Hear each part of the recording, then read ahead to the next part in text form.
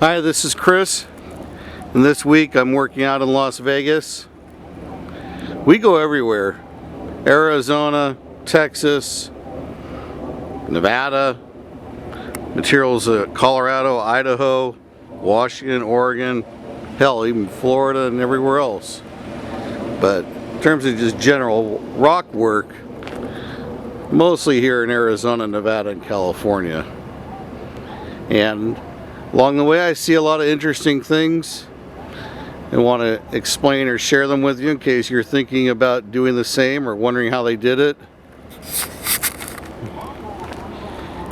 In Utah and Nevada in particular, there's a huge amount of developments taking place in the mountains,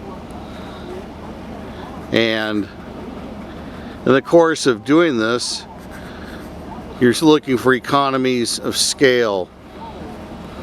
Obviously, these are very rocky areas, and there's been a really good trend over the last decade or more of taking the rock that's dug up during the construction and turning around and using it to create walls that then allow you to then terrace behind it to put the homes.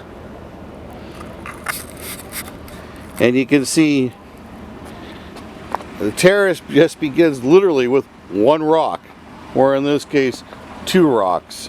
One about 20 pounds and one about 500 pounds. And you just start stacking it, one boulder after another. Now, granted, there's an advantage with some boulders. These ones, the rock fractured really nicely. You know, very rectangular like, really good flat tops. That is not always going to be the case. A lot of rock fractures very angular like, but they got lucky here. You can see in the other terrace above it, the rock is more angular.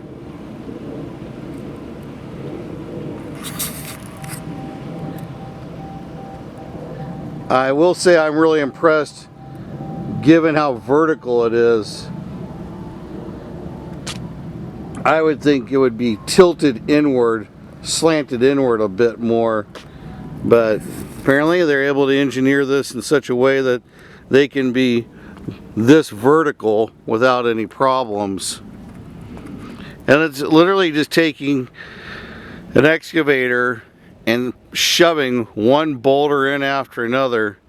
Now, we did a version of this up at Bass Lake using monsoon storm blue boulders. That was partially inspired by seeing this done out here in Vegas and Utah. What's the weight of these boulders? Well, this one right here, it's kind of creepy being up next to this thing. I'm really amazed at the strength of it. That's probably about 2 tons. That one right there, I can tell you, is a solid 6 tons or more, depending on how deep it goes in there, but I'm gonna feel comfortable in going 6 tons. It is also a matter of the rock itself, the geology of the rock. We're working with a giant waterfall project right now where the black granite that we're looking to use is extremely dense, 192 pounds per cubic foot. And previously, the densest rock we'd work with is honey quartz, or Apache sunset, as people call it. And that's only about 165 pounds per cubic foot. So, you know, you have to have the rock tested by a lab.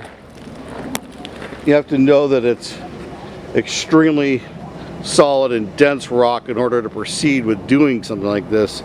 You don't want to use well, I would never use a sandstone for this. You could, well, okay, there are a couple types of sandstone, but in general, sandstone is not a rock you want to build a wall like this with. Anyways, enough of the wall, or terracing.